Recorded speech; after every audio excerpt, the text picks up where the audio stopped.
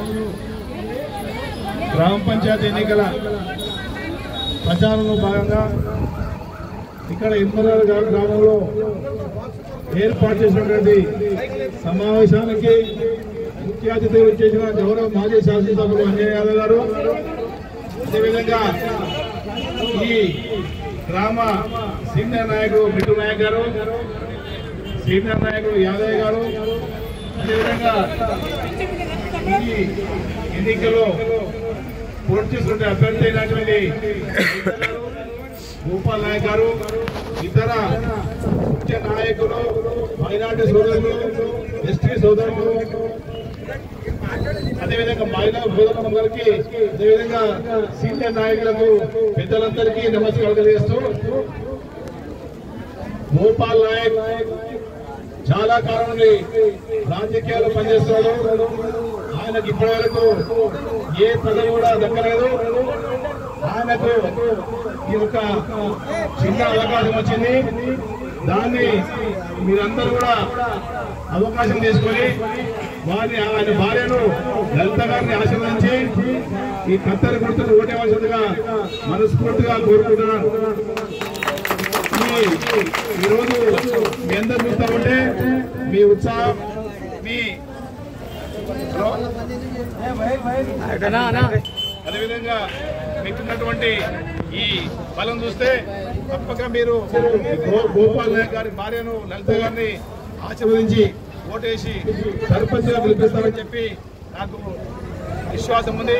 అదేవిధంగా ఇంకా మాట చెప్పాలంటే గత 2 సంవత్సరాల కింద అసెంబ్లీ ఎన్నికల్లో మన అంజయ్ యాదవ్ గారు, అదేవిధంగా కేసీఆర్ గారి నాయకత్వంలో అనేక 10 సంవత్సరాల కాలంలో అనేక అభివృద్ధి సంక్షేమ కార్యక్రమాలు చేపట్టిన ప్రజలు కాంగ్రెస్ వాళ్ళు ఇచ్చినటువంటి మోసపూరిత హామీలకు మోసపోయి కాంగ్రెస్ పార్టీ గెలిపించారు.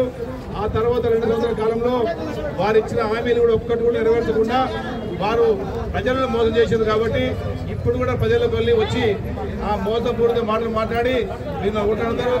వారు నమ్మకుండా మీరు కేసీఆర్ చేసినటువంటి అదేవిధంగా అంజయ్ యాదవ్ గారి చేసినటువంటి అభివృద్ధి సంక్షేమ కార్యక్రమం ఒకసారి నెంబర్ వేసుకొని గతంలో ఎట్లున్నాయి ఇప్పుడు ఎట్లున్నది ఆ పరిపాలన ఎట్లా ఉంది అది ఆలోచించి మీరు మనస్ఫూర్తిగా ఈ లక్ష్య గారిని ఆశీర్వదించి లక్షల కోట్లు ఓటేయవలసిందిగా కోరుకుంటూ మీది అవకాశం వచ్చిన మీ అందరికీ ధన్యవాదాలతో ముగిస్తాం. సర్పంచ్ అభ్యర్థిగా నిలబడ్డ లావడ లలిత గోపాల్ నాయక్ గారికి మిగతా పెద్దలందరికీ ఇక్కడ చేసిన యువకులకు పెద్దలకు స్త్రీలందరికీ నమస్కారం అమ్మా. నేను వస్తుంటే కొంతమంది చెప్పారు వాస్తవం గ్రహించాలమ్మా. నేను చెప్పినా ఎవరు చెప్పేది వాస్తవం ఎవరు చెప్పేది అబద్ధమని గ్రహించాలి. మీరు ఆలోచించాలి. వాళ్ళు ఏమనంట 10 ఏళ్ళు అధికారం నుండి ఏం చేస్తున్నారంట. 10 ఏళ్ళు కేసీఆర్ అధికారం నుండి ఏం చేసినామా 10 ఏళ్ళు కేసీఆర్ నుండి ఏం చేసినారంట. కేసీఆర్ ఏం చేసిండో వాళ్ళు ఏం చేసినా ఒకసారి ఆలోచించాలి. వాళ్ళు 50 ఏళ్ళు అధికారం ఉన్నారు. 50 ఏళ్ళు అధికారం కూడా ఏం చేసినా చెప్పాలి. అప్పుడు 50 ఏళ్ళ వరకు 2 ఏళ్ళ వచ్చి మీరు ఏం చేసినా చెప్పాలని చెప్పాలి. కొద్దిగా వాళ్ళు చేసిందంటే అప్పుడు కరెంటుకి ఎంత ఇబ్బంది రైతులకంటే గుర్తి వ్యవసాయం చేసేందుకు ఎంత బాధపడరో గుర్తు. కరెంటు కొరకు రాత్రి బాధ పోత కడితే కావాలి విషయం. అదేవిధంగా ఎప్పుడైనా నీళ్ళు వస్తే స్టార్ట్ అవుతా కట్టె స్టార్ట్ కాలిపోయి అది బాగా చేపించుకోవడం నుంచి మోటార్ కాలిపోయి మోటార్ బాగా చేపించుకోవాలి అవన్నీ బాగా చేపించుకోవాలి. రైతులకు ఉంటుంది మరి అప్పుడు ఆయన ఎందుకే లేకపోతే కేసీఆర్ ఎందుకు ఇచ్చుడు ఒకసారి ఆలోచించాలి. అదేవిధంగా వాళ్ళ కాలంలో కనీసం పైసలు పెట్టి ఎరువు సంచుల కొంత పోషకులతో పట్టించినాము. మరి కేసీఆర్ ఎరువు దొరికినాయి. కేసీఆర్ టైంలో ఎరువులని చెప్తే ఏం చేస్తారు టైం దొరకలే. మళ్ళా కాంగ్రెస్ వచ్చింది మళ్ళా ఎరువు సంచులకు కొట్టారు. ఆలోచిస్తున్నా ఒకసారి తెలంగాణ ఉద్యమం పోరాడినప్పుడే ఈ పక్క సిగ్గు తెలంగాణ ఏం చేస్తాడు మంచి నుంచి కాలేదు. తెలంగాణ త్యాగం చేస్తాడు. తెలంగాణ వస్తే అన్నం కూడా దొరుకుతున్నారు. చాలా ఆందోళన పరిపాలిస్తున్నారు కాబట్టి మనం బతున్నాం. కానీ తెలంగాణ వస్తే ఆగమైపోతామన్నారు. తెలంగాణ వస్తే నక్సలైట్ల రాజ్యం అయితే అన్నారు. తెలంగాణ వస్తే ముస్లింల రాజ్యం అయితే అన్నారు. నానా రకాల ఏదైనా చేసి నానా తిట్టించారు. ఆయన తెలంగాణ నిరాదరణ చేసి తెలంగాణ తెచ్చుడు నిరాదీక్ష భయపడి ఈ రోజే తెలంగాణ ప్రక్రియ ప్రారంభిస్తామని కేంద్ర మంత్రి ప్రకటించారు. అందుకొరకే అంబేద్కర్ రాసిన రాజ్యాంగం ప్రకారం ఆర్టికల్ 3 ప్రకారమే తెలంగాణ వచ్చింది కాబట్టి ఆయనకు దండ చేసినాము. కాబట్టి మీ తోటి మనం చేసేదంటే కేసీఆర్ రాకముందమ్మా ఒక బిడ్డ ఉంటే కేసీఆర్ కిట్ ఇచ్చినా మా కేసీఆర్ రాకముందు ఎవరైనా ఇచ్చినా కేసీఆర్ కిట్ ఆడపిల్లకు ఉంటే 13,000 మోపిలాలు ఉంటే 12,000 ఇచ్చుడు. అదేవిధంగా గర్భిణీ శ్రీ ప్రసవం సాయకుంటే గవర్నమెంట్ లీవులు వచ్చి ప్రసవించిన తర్వాత ఇంటికి వచ్చాడు. ఆ సౌలభ్యం కల్పించాడు. పిల్లలు పెద్ద అయితే చదువుకోనికి మంచి చదవాలనే ఉద్దేశంతో మంచి రెసిడెన్స్ స్కూల్ స్టార్ట్ చేశాడు. దాదాపు 10 రెసిడెన్స్ స్కూల్ మంచి భోజనం మంచి విద్య. మరి వాళ్ళు ఎంత వాళ్ళ టైం రెసిడెన్షియల్ స్కూల్ ఒకసారి చెప్పాలి. అన్నేళ్ల కాలంలో రోడ్డు పోతుంటే కేసీఆర్ వచ్చి 1000 పైన చేశాడు. మీరు అంతా మంచిదా కదా మీ తానా అంటే కాలేజ్ ఎప్పుడో చూస్తున్నాము. ఎస్టీలకు అంటే ఎస్సీలకు ఉన్నది బీసీలకు ఉన్నది మైనార్టీలకు ఉన్నది అన్ని కాలేజీలకు ఉన్నది. నువ్వు అన్నదంటే నువ్వు ఎస్టీ క్రిమినల్ కాలేజ్ కూడా మందు నేర్చుకున్నావు. అక్కడ 100 కాలేజీలు నడుస్తుంది. ఇన్ని రేడియో స్కూల్ పిల్లలకు పెట్టినమ్మా అది మంచిదా కాదా మీరు ఒకసారి ఆలోచించాలి. దాని తర్వాత ఆడపిల్లలు పెట్టేవాళ్ళైతే కనీసం కూడా కొంతమందికి పిల్లలకు అప్పు దొరకక ఇబ్బంది అవుతున్నాను ఉద్దేశంతో కొంచెం సాయం చేయాలని 50,000 ఇచ్చుడు 75,000 ఇచ్చుడు. తర్వాత ₹1,00,000 ఇచ్చాడు ఆటల పెళ్లిలకు. కేసీఆర్ రాకముందు ఎవరైనా పెళ్లిలకు ఏ గవర్నమెంట్ ₹1 రాదమ్మా. కేసీఆర్ ఏం చేశాడు ఏం చెప్పాలి. కేసీఆర్ వచ్చిన తర్వాతనేగా మన సార్యవాడు ఎలక్షన్ అంటే లక్షగా సరిపోతలేవు ఖర్చులు అయినాయి 2 లక్షలు ఇస్తాడు. కానీ మీరు అందరూ తులం బంగారం ఇస్తా అంటే ఆశపడరు. మరి తులం బంగారం ఎంతమందికి వచ్చినా నేను చెప్పాను వాళ్ళ మాట తులం బంగారం చెప్పాలి. మరి కేసీఆర్ రాకముందు ఎవరన్నా పెళ్లిలకు పరిగెత్తుగా అర్థం చేస్తున్నాయి. అదేవిధంగా ప్రతి ఆడపిల్ల పొద్దుగా వేసి వద్ద చేసి మన భావన కాకపోయి పొలాలపై పని చేసి దాని సాధ్యం వచ్చి నీళ్ళ కొరకు పూలకాల బిందెలు పట్టుకొని నానా అవసరం పడుతుందండి. నేను 10 ఇంటికి నీళ్ళు ఇస్తానప్పుడు ఇదే కాంగ్రెస్ వేరే పాటలు ఎక్కిరించడు. అదే నీళ్ళు ఎక్కిస్తాడు అయ్యప్ప నేను అంత మొత్తం మాట జూట మాట్లాడాడు. నీళ్ళు ఇచ్చుడు ఇచ్చినాక మళ్ళీ ఏమన్నా కదా అదే నీళ్ళతో వచ్చి నల్లకు మీటర్ పెట్టాను, మంచి పైసలు వసూలు చేస్తాను. మరి ఎంత మీటర్ పెట్టి పైసలు వసూలు చేస్తాను? మరి నీళ్ళు ఇచ్చింది తప్ప కేసీఆర్ నీళ్ళకి పైసలు ఇచ్చింది తప్ప నీళ్ళు ఇచ్చింది తప్ప. అదేవిధంగా ఇంకోటి ఆలోచించాలి, విద్యార్థులకు పింఛన్ ఇచ్చాడు, అదే వృద్ధులకు కూడా 2,000 చేసాడు, 2,000 చేసాడు. ఈయన 2,000 నుంచి 4,000 చేస్తాడు, 2 ఏళ్ళు అవుతుంది, 2 ఏళ్ళ పింఛన్ కూర్చుంది. ఈయన ఇచ్చే కనుక వీళ్ళు ఇచ్చిన కనుక ఇది ఎవరు చేస్తున్నారో అర్థం చేస్తున్నారమ్మా. అదేవిధంగా రైతులకు ముఖ్యంగా ప్రపంచంలో ఎక్కని విధంగా ఎక్కలేదు రైతులకు సాయం చేయాలనే ఉద్దేశంతో రైతు బంధు పెట్టి రైతులకు సాయం చేసుడు, కరెంట్ ఇచ్చుడు, చెల్లుబాటు చేయించుడు. చెల్లుబాటు చేస్తే నీ బోతల్లో నీళ్ళు చెల్లుంది, నీళ్ళ దగ్గర కరెంట్ ఇచ్చి వేలు పంటలు పండించుడు. మరి రైతు బంధు అంతా కేసీఆర్ రాకపోతే ఇచ్చిన అర్థమై ఉన్నదా? ఏ ప్రభుత్వం ఇచ్చిందా? ఇచ్చిందా? అదేవిధంగా ఒక రైతు చచ్చిపోతే దినాల లోపల ఎవరు దరఖాస్తు లేదు, దండం పెట్టలేదు, 5 లక్షల రూపాయలు గుర్తుకొస్తాయి. అటువంటి చేసినా కూడా మరి నేను ఎందుకు ఇస్తున్నాను? ఇప్పుడు కేసీఆర్ కట్టి ఎందుకు ఇస్తున్నాడు? చెప్పాలి. అదేవిధంగా ఎంత బాధలు మోసం చేసినట్టే ఆయనకి మీరు సంపాదించాలి. ఎంత డెవలప్ అయిందో మన తెలంగాణ. మన కేసీఆర్ రాకముందు భూముల ధర ఇస్తుండేనమ్మా, ఇప్పుడు ధర కోట్లకు వచ్చింది. కోట్లకు వచ్చి ఎకరాలు పట్ల మాకు ధైర్యంగానమ్మా. భూముల ధరలు ఎవరు పెంచుడు? కేసీఆర్ ఎవరు పెంచుడుగా మళ్ళీ ఇప్పుడు తగ్గుతున్నాయి. అటువంటి చరిత్ర వాళ్ళు ఏం మాటలు అంటే పిల్లలు చిన్న పిల్లలు స్కూటీ ఇస్తామన్నారు, ప్రతి ఆడపడుచు 2,500 ఇస్తామన్నారు, 2,000 ఇస్తామన్నారు, 2,000 నుంచి 4,000 పింఛన్ చేస్తాడు. రైతు బంధు 7,000 ఇస్తాడు. మీరు అంతేమనుకోరు అంటే కేసీఆర్ ఇచ్చాడు ఎక్కువ వస్తాయి, ఈయన ఎక్కువ ఇస్తాడేమని ఆశపడ్డారు. కానీ ఏం కొడుతాడు ఆయన. కానీ మీరు అర్థం చేసుకోవాలి, ఏం కాకుంటే అమ్మా ఈ రోడ్ ఎప్పుడు ఎలా చెప్పండి, ఎవరిదైంది ఈ నుంచి కొట్టాల రోడ్ కింది రోడ్ ఎవరు చేసాడు? చార్మినార్ నుంచి రోడ్ ఎట్లా మంచి దర్జాకి ఎట్లా చేసాడు? అదేవిధంగా కాలేజ్ ఎట్లా చేస్తుంది అర్థం చేసుకోండి. ధర కూడా చేపట్టారు కూడా 50 కోట్లు వచ్చింది. ఎందుకంటే అక్కడ హాస్పిటల్ దాకా డెవలప్ కావాలి, జనమంతా వస్తే ఇలాంటి ఎక్కువ ఊరు ప్రాధాన్యత అంతా చుట్టుకుంటారు. కేసీఆర్ ఆలోచించారు 50 కోట్లు హాస్పిటల్ తెచ్చుకోండి. అయితే ఇంకా 50 కోట్లు కానీ ఎన్ని కానీ ఇస్తారు. కానీ మేము ఏంటంటే కొంచెం ఎందుకంటే ఆశపడి, ఎందుకంటే వాళ్ళ చిన్నగా గాజు దుకాణం, వాళ్ళ దుకాణం, చిన్న చిన్న వ్యాపారులు ఉన్నారు. వాళ్ళకి సెట్లు కట్టించిన తర్వాత వాళ్ళకి అన్ని సెట్లు కట్టించిన తర్వాత డెవలప్ చేయాలని ఆప్షన్. లాస్ట్ కార్డు చెరువు తీసుకున్నాం, చెరువు కాలాక ఎక్కడ కొంత ముందు చెరువు తీసుకున్నాం అక్కడ ఏదో పడుతున్నప్పుడు అప్పుడు మమ్మల్ని గారు వచ్చి శంకుస్థాపన చేసినప్పుడే పోవచ్చు. కాబట్టి అట్లా ఆగిపోయింది. అవి వీళ్ళు చేసిన చేయమని వాళ్ళు డబ్బులు ఉన్నాయి కదా, డబ్బులు బ్యాంకులే ఉన్నాయి. అట్లా ఎన్నో అభివృద్ధి కార్యక్రమాలు చేసినామా. వాళ్ళు చేసేది ఏం లేదు. ఒకటేంటే ఫ్రీ బస్ అంటారు, ఛార్జీలు పెంచారు. ఆ 2,500 అవేమో అన్ని బస్సు కావు కదా, అవి ఇచ్చేయమని. ఇంకోటి చెప్పే 2,000 సన్న బియ్యం ఇస్తాడు. సన్న బియ్యం రేషన్ బియ్యం, సన్న బియ్యం 12 సార్లు రోడ్లు వస్తున్నాయి. దొడ్డు దొరికేనే లేవు. సన్న బియ్యం 12 సార్లు రోడ్లు వస్తున్నాయి. అది కాదమ్మా, ఆ కేసీఆర్ ఉన్నప్పుడు మాట్లాడి కేసీఆర్ ఉన్నప్పుడు 4 కిలోల నుంచి 6 కిలోలు తీసుకుంది. ఎంతమంది 20 కిలోలు ఇచ్చేది, ఎంతమంది అంత 6 కిలోలు ఇచ్చింది. అట్లా అన్ని అభివృద్ధి చేసినమ్మా, అన్ని ఎక్కువ చేసిండు. అదే మీరు అభివృద్ధి చేస్తుంది. ఎవరు చూడ 2 ఏళ్ళు అయిందమ్మా. మేము హెచ్ఎండీలో సీసీ రోడ్ చేస్తే లెక్కాలు కొట్టాము. ఎలక్షన్ వచ్చి ఆగిపోయినాక మళ్ళీ మీరు క్యాన్సల్ చేయబెట్టి చూస్తున్నారు. క్యాన్సల్ చేయబెట్టి అధికారులు ఒప్పుకొని ఎవరైనా కోర్టు పోతే ఏం చేస్తామంటే ఇప్పుడు అవే మేము చేసాం చెప్పుకుంటున్నారు. వాళ్ళు తెచ్చే ప్రొసీడింగ్ కూడా చూపించాలని చెప్పాలి. అవసరం అవడానికి మేము ఎన్ని చేస్తే చూపిస్తాడు. ₹1,00,000 ఇచ్చిన ₹1,00,000 అమ్మ చూసాడు. ఎస్టీ కమిటీ ఇచ్చినట్టు అన్ని ఏవే పడితే అన్ని ఇచ్చినాం కాబట్టి ఎస్సీ కమిటీ ఇచ్చినాం, అన్ని ఇచ్చినామమ్మా. మీరు ఆలోచించాలి. ఎవరి టైంలో పనులు అయినా ఎవరు గప్పపోతారు చెప్తారు, ఎవరు గప్పాలు పోతారు ఆలోచించి. ముఖ్యంగా లావిడ లలిత గారి గోపాల్ గారికి కత్తెర గుర్తుకు ఓటేసి గెలిపించాలని మీ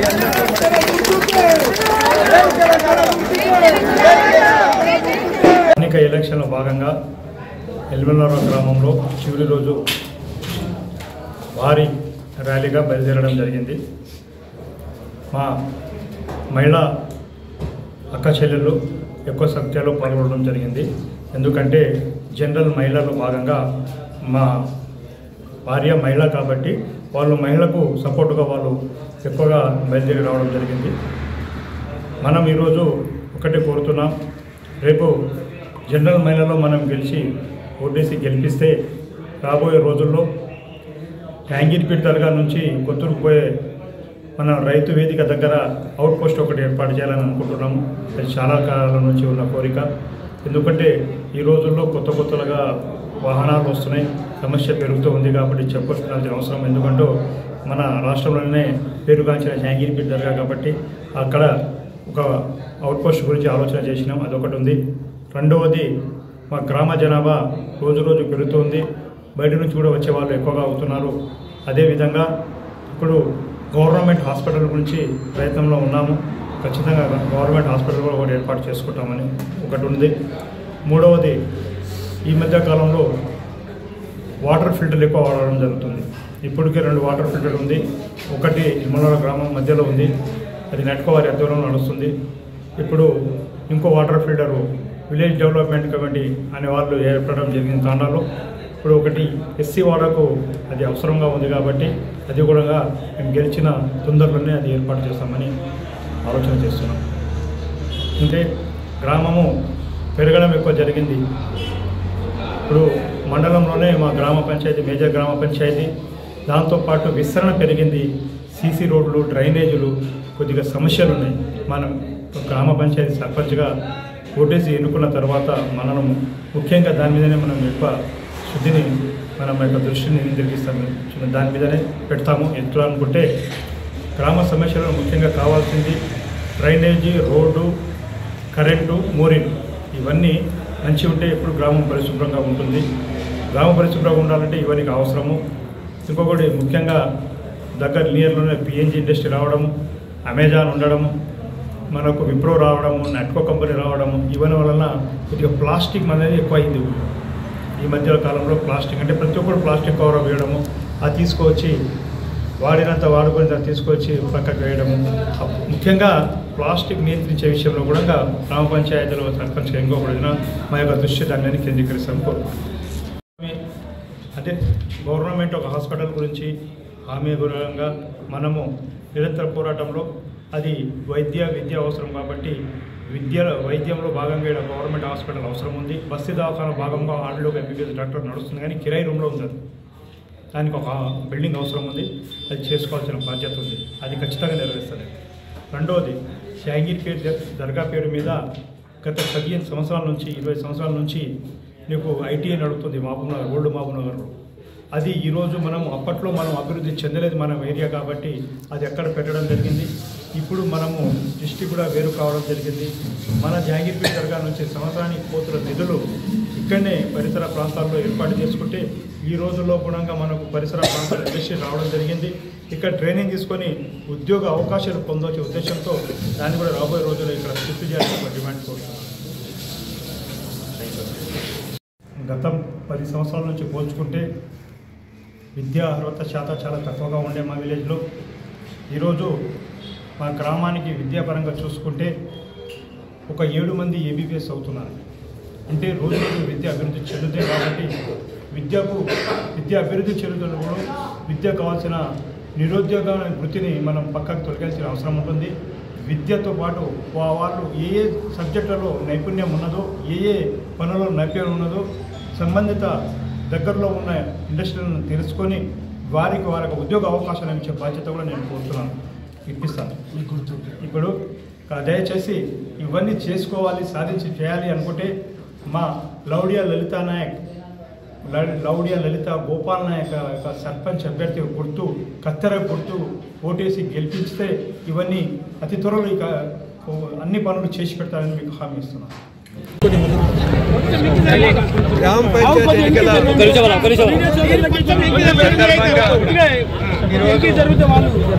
కొత్తూరు మండలం ఇరుమల గ్రామానికి ఇచ్చేయడం జరిగింది.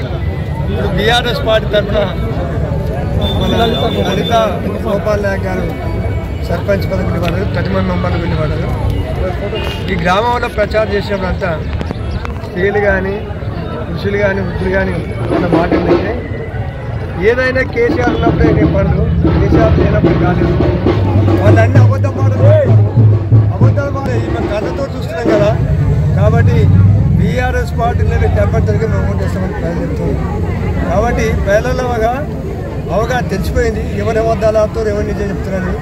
కేసీఆర్ పాలన ఎన్ని సంక్షేమ కార్యక్రమాలు జరిగినాయి, ఎన్ని అభివృద్ధి కార్యక్రమాలు జరిగినాయి ఆయన గుర్తయిపోయింది. ఈ అబద్ధం మాటలు, మోసపూరిత మాటలు చెప్పి హామీలు ఇచ్చి అధికారంలో వచ్చిన తర్వాత 420 హామీలు, 6 గ్యారంటీలు, వాళ్ళు బాండ్ల మీద రాష్ట్రం అమలు చేస్తామని ఏది అమలు అయితే లేదు, మోసం చేస్తున్నారు. కాబట్టి తప్పకుండా మన కేసీఆర్ని తెచ్చుకుంటే నా కొంతమంది ఆలోచన.